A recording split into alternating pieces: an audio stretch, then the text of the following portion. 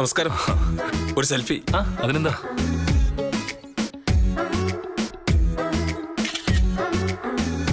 Thank you sir. Okay, welcome.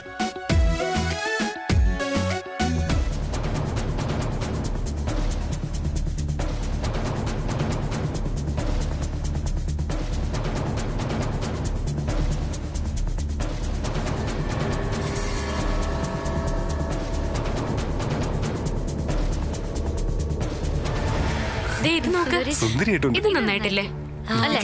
സുന്ദരി. ഇത് കൊള്ളാം. ഇതും കൊള്ളാം. ആണോ? ഇല്ല, എടുത്തു.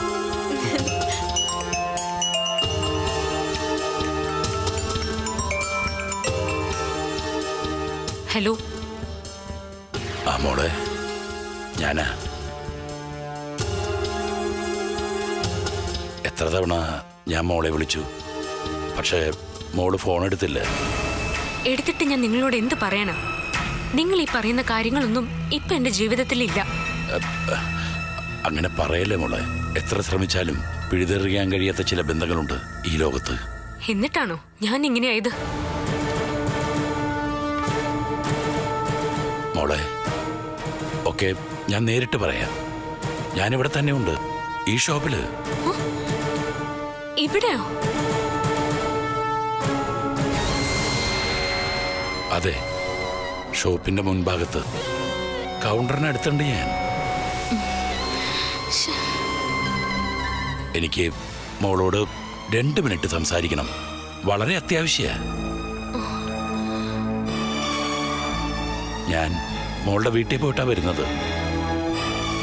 ഈശ്വര, വീട്ടിലോ? എന്നെ അന്വേഷിച്ച് അവിടെ വരരുതെന്ന് ഞാൻ പറഞ്ഞിട്ടില്ലേ? ഒരു ജീവന്റെ കാര്യമായതുകൊണ്ടല്ലേ മോളെ. മോള് പെട്ടെന്ന് ഇങ്ങോട്ട് വാ. ഞാനൊരു പ്രധാനപ്പെട്ട കാര്യം പറഞ്ഞിട്ട് പെട്ടെന്നങ്ങ് പോയേക്കാം. പറ്റില്ല എന്ന് പറയരുത് മോളെ.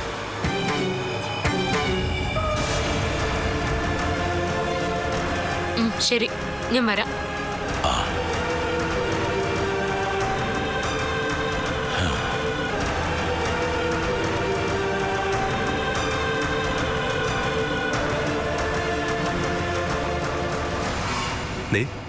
ഇത് ഗൗരിക്ക് നന്നായി ചേരുമല്ലേ നദിനി?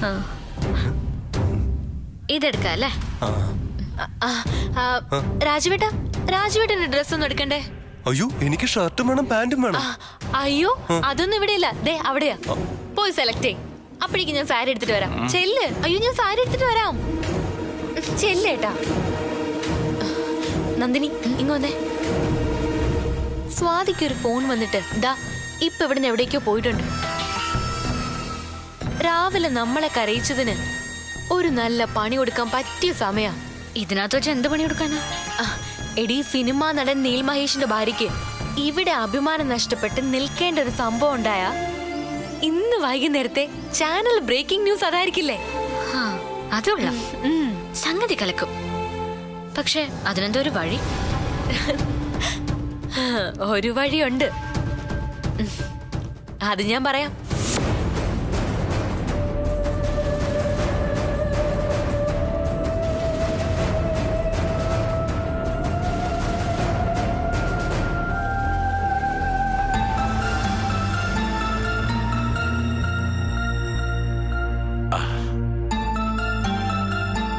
നിങ്ങളെ കൊണ്ട് വല്ലാത്ത ശല്യമായല്ലോ.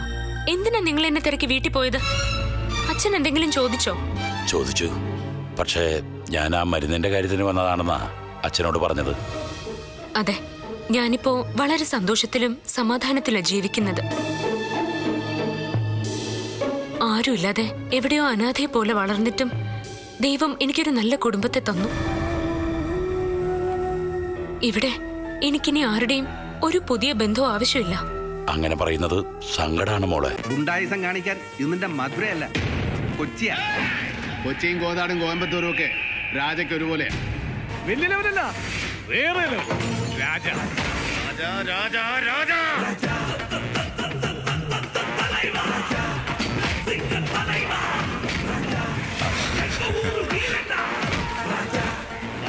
ചായ. സെപ്റ്റംബർ 1 ഞായറാഴ്ച വൈകുന്നേരം 5:30. ഇനി അവന്റെ ഇത് കൊള്ളാലോ. സി കേരളത്തിൽ മധുരരാജയോ? ഇടിവെട്ട് ചിത്രങ്ങളുടെ മമ്മൂക്കയുടെ മാസ് പടമല്ലേ, എന്റെ ഫേവറേറ്റാ. ഈ ഓണത്തിന് മധുരരാജ മാത്രമല്ല സി കേരളത്തിൽ, പിന്നെ ടോവിനോയുടെ പുതിയ ചിത്രമുണ്ട്, And the Oscar goes to. പുത്തൻ തലമുറയുടെ പുതിയ ചങ്കിടിപ്പായ ടൊവിനോ തോമസ് ഉയരും ഊർജവും കൊണ്ട് ഉജ്ജ്വലമാക്കിയ ഉശിരൻ ചലച്ചിത്രം and the Oscar goes to. Indian സിനിമയുടെ ചുവടിളക്കി യുവാക്കളുടെ ഓഹോ, അത് കലക്കി. Michael Jackson. അപ്പൊ ഈ ഓണത്തിന് സി കേരളം പൊളിക്കും. ടോവിനോയാ ഇപ്പൊ ഞങ്ങൾ യൂത്തിന്റെ ഗ്ലാമർ ഐക്കൺ. യുവാക്കളുടെ ദുൽഖർ സൽമാനും കീർത്തി സുരേഷും അഭിനയ വിസ്മയം തീർത്ത ചലച്ചിത്രം നടികർ തിലകം. അപ്പൊ സെപ്റ്റംബർ 1 മധുരരാജ. അന്ന് വേറെ ഒരു പരിപാടിക്കുമില്ല. സി കേരളം ചാനൽ വെച്ച് സിനിമ കണ്ടിട്ടേ ബാക്കി കാര്യമുള്ളൂ.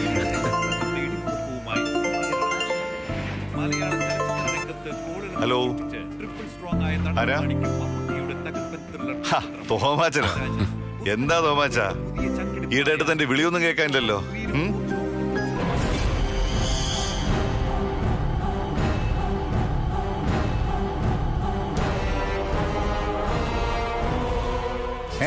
എന്താ പറഞ്ഞേ?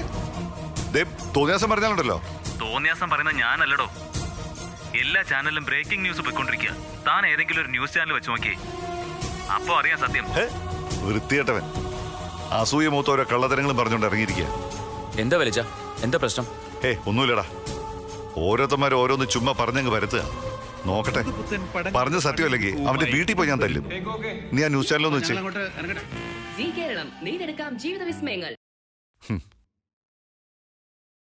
നമസ്കാരം. പ്രധാന വാർത്തകൾ. നഗരത്തിലെ ഷോപ്പിംഗ് സെന്ററിൽ താരകുടുംബത്തിന്റെ വക മോഷണശ്രമം. മലയാളത്തിലെ അപ്കമിംഗ് സ്റ്റാർ എന്ന് വിശേഷിപ്പിക്കാവുന്ന പ്രശസ്ത നടൻ നീൽ മഹേഷിന്റെ ഭാര്യയും സഹോദര ഭാര്യയും സഹോദരിയും ചേർന്ന സംഘമാണ് നഗരത്തിലെ ഒരു ഷോപ്പിംഗ് സെന്ററിൽ വിലപിടിപ്പുള്ള പട്ടുസാരികൾ മോഷ്ടിക്കാനുള്ള ശ്രമം നടത്തിയത്. ഈ സമയം നടൻ നീൽ മഹേഷും ഇവർക്കൊപ്പമുണ്ടായിരുന്നു. ഇതേ തുടർന്ന് രസകരമായ സംഭവങ്ങളാണ് ഷോപ്പിംഗ് സെന്ററിൽ അരങ്ങേറിയത്.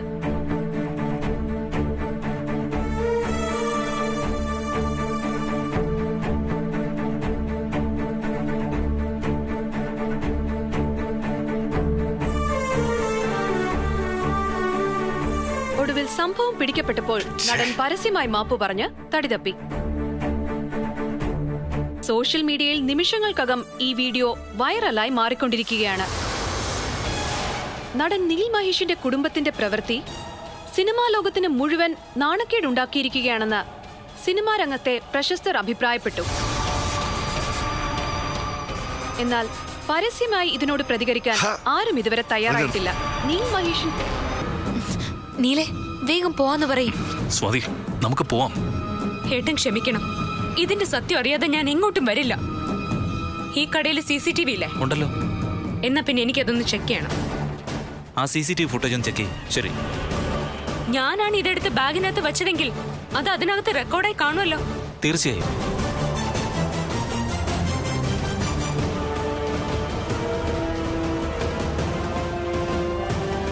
ഇനി ഞാനല്ലെങ്കിൽ എന്റെ ബാഗിനകത്ത് ഇത് വെച്ച ആളിനെയും കണ്ടുപിടിക്കാം. ശരിയല്ലേ? അതെ.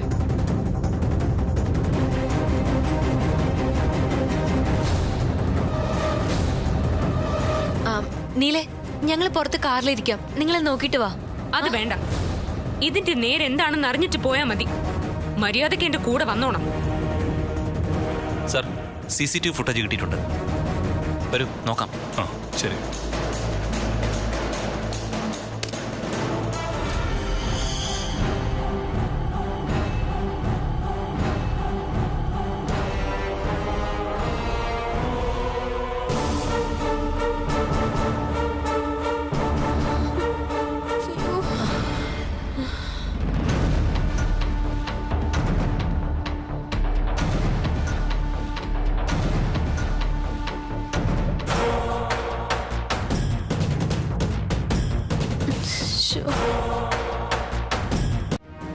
ഇനി മേലിൽ നീ ഇത് ആവർത്തിക്കരുത്.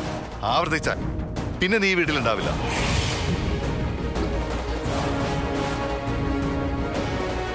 ഇനി ഒരിക്കലും നീലിന്റെ ഏട്ടത്തിനെയും കൂടെ പുറത്തു പോവാൻ നീ ഇറങ്ങി തിരിക്കണ്ട. മനസ്സിലായോ? ഏട്ടത്തിയെ കൊടുക്കാൻ നോക്കിയതാ, പക്ഷെ പെട്ടുപോയതേ പാവം നീല. ഏട്ടത്തെ പറഞ്ഞ അല്ലെങ്കിൽ നിങ്ങക്ക് നോവുന്ന എനിക്കറിയാം. ചക്കപ്പോത്തിനെ പോലെ ഇരുന്നാലും ആണുങ്ങളെ മയക്കെടുക്കാൻ അവർക്ക് നല്ല മിടുക്കാണല്ലോ. നീ ഇനിയും എന്റെ കയ്യിൽ നിന്ന് മേടിക്കും. അടിക്കേ, എന്നെ അടിക്കേ.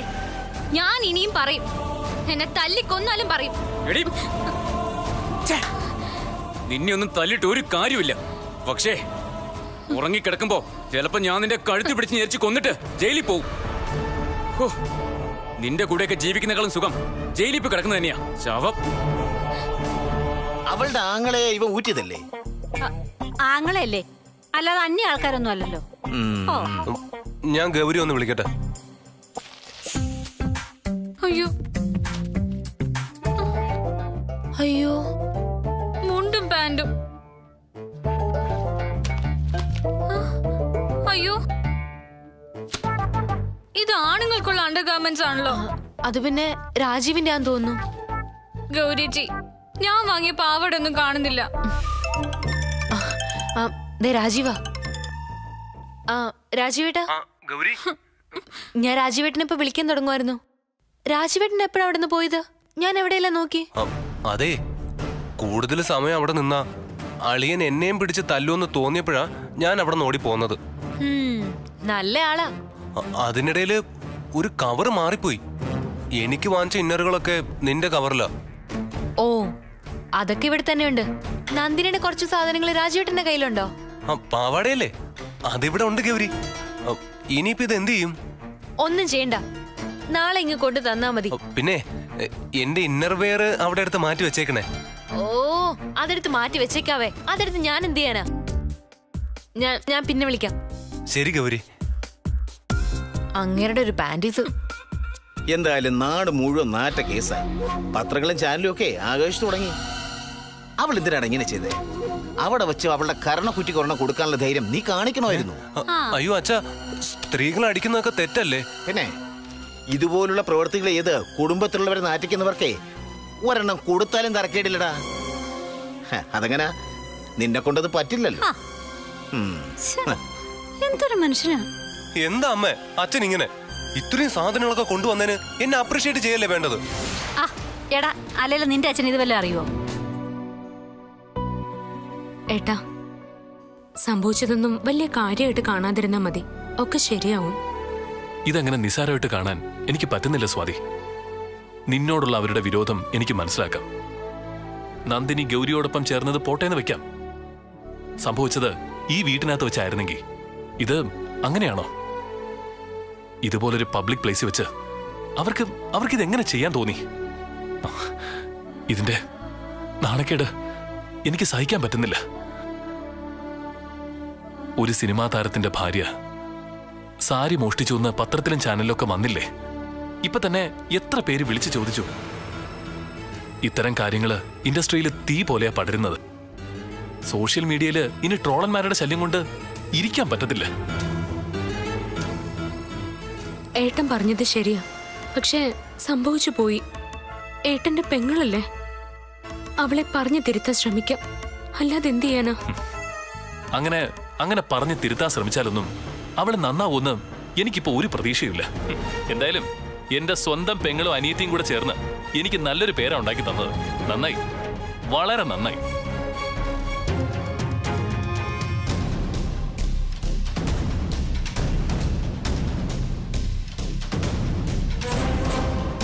എടി, നീയൊക്കെ കൂടെ നശിപ്പിക്കാൻ ശ്രമിച്ചതേ എന്റെ ഏട്ടന്റെ ജീവിതമാ.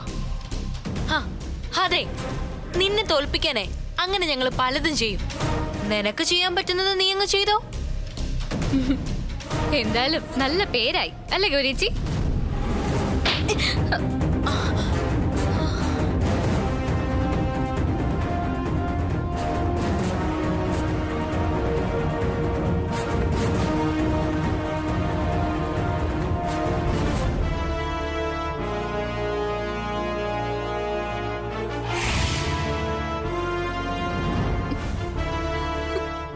ഗൗരി,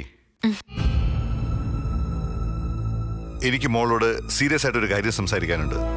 സംസാരിക്കാനുള്ളതൊക്കെ എല്ലാരും സംസാരിച്ചു കഴിഞ്ഞില്ലേ? ഇനി എന്ത് സംസാരിക്കാനാ? മോളെ, നിനക്കിതെന്താ പറ്റിയേ? സ്വാതിയോടുള്ള വിരോധം തീർക്കാൻ വേണ്ടി നിങ്ങൾ കാണിച്ച വിവരക്കേട് നീലിന്റെ ഭാവിക്കാ ദോഷമായിട്ട് വന്നിരിക്കുന്നത്. അല്ലെങ്കിൽ തന്നെ സ്വാതിയോട് നിനക്ക് എന്തിനാ എത്ര വൈരാഗ്യം? നിന്റെ സഹോദരനായ നീലിന്റെ ഭാര്യയല്ലേ അവള്? അതൊക്കെ എനിക്കറിയാം. പക്ഷേ അവളോട് ഞാൻ ഇനി ഇങ്ങനെ പെരുമാറൂ? നീ എന്തിനാ അവളോട് ഇങ്ങനെ വൈരാഗ്യം കാണിക്കുന്നെന്നാ എനിക്ക് മനസ്സിലാവാത്തത്. അവളൊരു പാവോ. അത് വല്യച്ഛന്. എനിക്ക് പക്ഷേ അങ്ങനെയല്ല.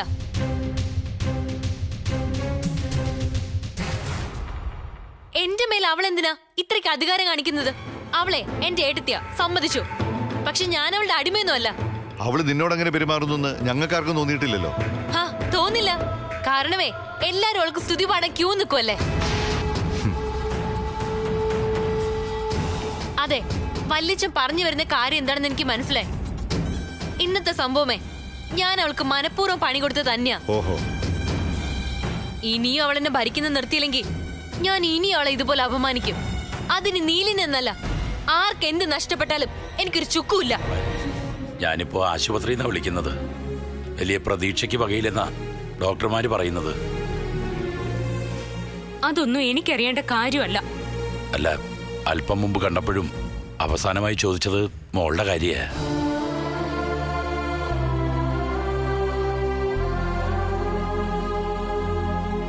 മോളെ, ജീവിതത്തിലേക്ക് ഇനിയൊരു തിരിച്ചുവരവില്ലെന്ന് ഉറപ്പായി കഴിഞ്ഞു.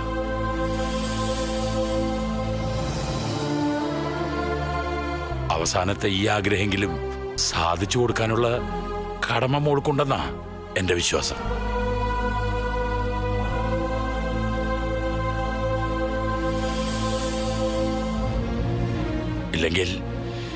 ഇല്ലെങ്കിൽ ആത്മാവ് പോലും മോക്ഷം കിട്ടാതെ അലയും.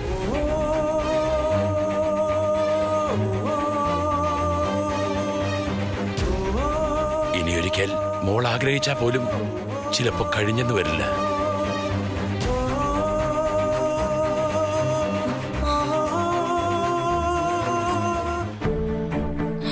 അതുകൊണ്ട് അങ്കിളിന്റെ ഈ യാചന മോള് നിഷേധിക്കരുത്. മോള് വരണം, ഒരു നോക്ക് ഒന്ന് കാണണം.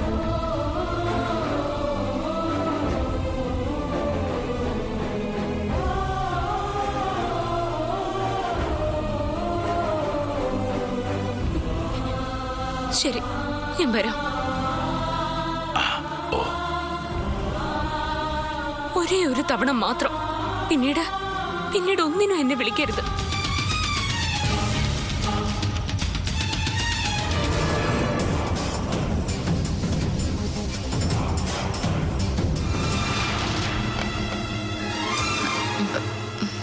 നന്ദിനി, എന്താ? അത് ഇത്തിരി വെള്ളം കുടിക്കാൻ.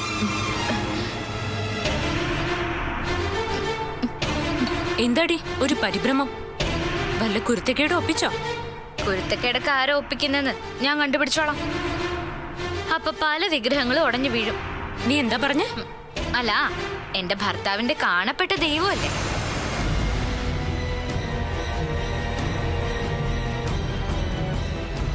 എന്തോ ഒരു കള്ളത്തരം ഉണ്ടല്ലോ. വരട്ടെ, നോക്കാം. എന്താ ഇവിടെ നിൽക്കുന്നെ? ഈ വാതിൽ ആരാ ഇപ്പൊ തുറന്നിട്ടത്? നീയാണോ? എന്താ നിന്റെ മുഖത്തൊരു കള്ളത്തരം? ഓ പിന്നെ കള്ളത്തരം. എപ്പോഴും ഇങ്ങനെ മറ്റുള്ളവരുടെ പിന്നാലെ CBI കളിച്ച് നടക്കുമ്പോ ഇതുമല്ല ഇതിനപ്പുറം തോന്നിയില്ലെങ്കിൽ അതിശയുള്ളൂ. ചോദിച്ചതിന് ഉത്തരം പറ നന്ദിനി. ഈ വാതിൽ നീ തുറന്നോ ഇല്ലയോ? ഞാൻ എങ്ങും ഒരു വാതിലും തുറന്നിട്ടില്ല. പാതിരാത്രി നിങ്ങക്ക് ഭ്രാന്ത് പിടിച്ചോ? മറ്റുള്ളവരുടെ സമാധാനം കളയാൻ വേണ്ടി എപ്പോഴും എന്തെങ്കിലും ഇങ്ങനെ പൊക്കി എടുത്തോണ്ട് വന്നോളൂ. നിങ്ങൾക്ക് ഏതാണ്ട് മനോരോഗ. വാതിൽ തുറന്നു പോലും.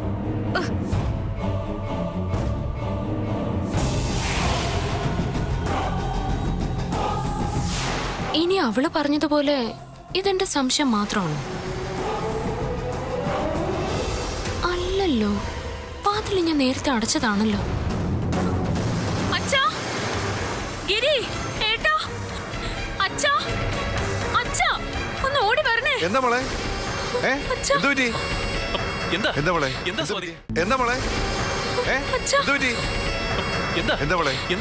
ഏടത്തിക്ക് എന്തോ പരിഭ്രമം. നീ വല്ലാതെ പേടിച്ചതുപോലെ ഉണ്ടല്ലോ. ഏട്ടാ, നമ്മുടെ വീട്ടിനകത്ത് നമ്മൾ അറിയാതെ മറ്റാരും ഉണ്ട്. ഏതോ കള്ളനോ? എവിടെ? ഞാൻ മുകളിലേക്ക് കയറി വന്നതും എന്റെ മുമ്പിലൂടെ പുറത്തേക്ക് ഓടിപ്പോയി.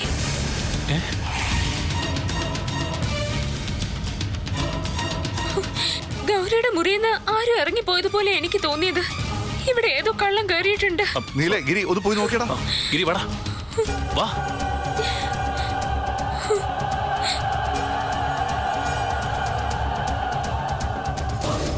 വേഗം വാടാ. അതെ, അവർക്ക് നട്ടപ്പാതിരയ്ക്ക് ഭ്രാന്ത് പിടിച്ചെന്ന് തോന്നുന്നേ.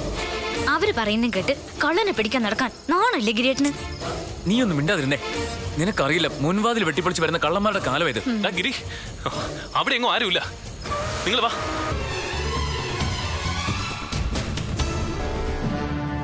അല്ലെങ്കിലും ഗിരി ഞാനും വേറെ അച്ഛന്റെ അമ്മയുടെ മക്കളല്ലേ? വലിച്ച നിങ്ങളുടെയൊക്കെ മനസ്സിൽ ഞങ്ങൾ ഇപ്പോഴും വേറെയല്ലേ?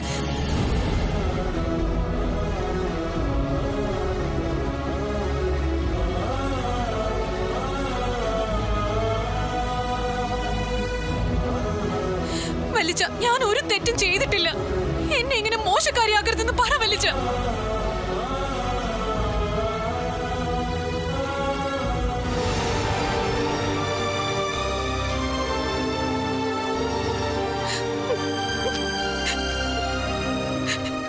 മോളെ പോട്ടെ, സാരമില്ല.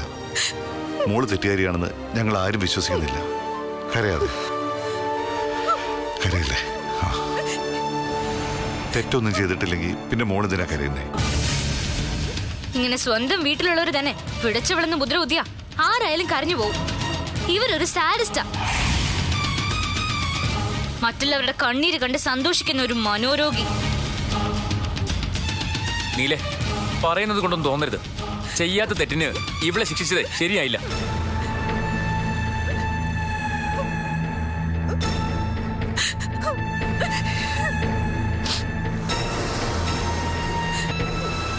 സ്വാതി, നീ ഇത് മനഃപൂർവ്വം ചെയ്തതല്ലായിരിക്കാം. എന്നാലും ഇത് വളരെ മോശമായിപ്പോയി.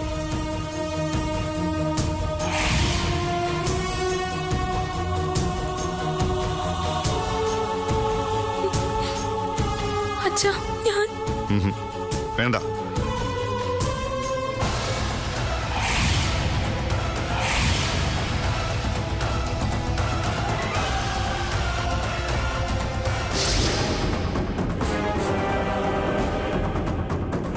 എടുത്തി എനിക്ക് എന്റെ അമ്മയെ പോലെയാ.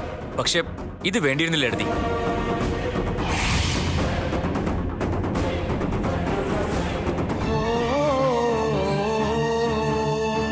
ഇത്രയും സംഭവങ്ങൾ ഇവിടെ ഉണ്ടായതിന് പിന്നിൽ ഗൗരിക്കെതിരെയുള്ള നിന്റെ അടിസ്ഥാനമില്ലാത്ത ആരോപണം ഒന്ന് മാത്രമാണ്. സമാധാനമായല്ലോ. ഇനിയെങ്കിലും ഇങ്ങനെ തെളിവില്ലാത്ത ഒരു കാര്യങ്ങളും പറയല്ലേ സ്വാതി.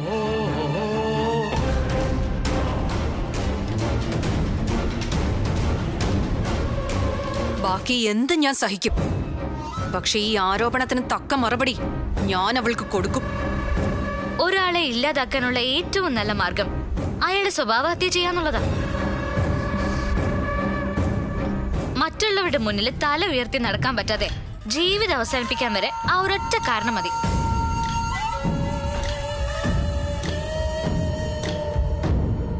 ആ തന്ത്രവ അവർ ഗൗരിയച്ചയ്ക്കെതിരെ പ്രയോഗിച്ചത്. പക്ഷെ ഏട്ടൻ ഇങ്ങനെ പ്രതികരിക്കുമെന്ന് അവരൊട്ടും കരുതിയില്ല. അവിടെ തൊട്ട് കാര്യങ്ങള് ഗൗരിയച്ചയ്ക്ക് അനുകൂലമായി. ഇപ്പൊ മനഃപൂർവ്വം അവരുണ്ടാക്കിയതാണ് ഈ കഥയെന്ന് എല്ലാവർക്കും മനസ്സിലായി. സത്യത്തിൽ ഇത് അവർക്ക് മേൽ ഗൗരിയച്ചയുടെ ഒരു വലിയ വിജയം തന്നെയാ.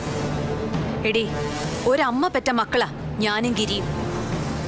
ഈ വീടും സ്വത്തുക്കളും എല്ലാം ഞങ്ങളുടേതാ. അതൊക്കെ എങ്ങനെ ഇവരുടേതായിന്ന് ഇന്നും ദുരൂഹതയാ.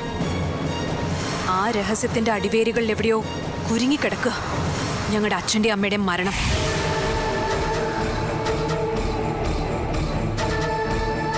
ഞങ്ങൾ എങ്ങനെ അനാഥരായി? ഞങ്ങളുടെ അച്ഛനും അമ്മയും എങ്ങനെ മരിച്ചു? അതിനുള്ള കാരണങ്ങൾ എന്തൊക്കെയാ? ഇതൊക്കെ എന്റെ മനസ്സിൽ ഓർമ്മ വെച്ച കാലം മുതലുള്ള ചോദ്യങ്ങളാ.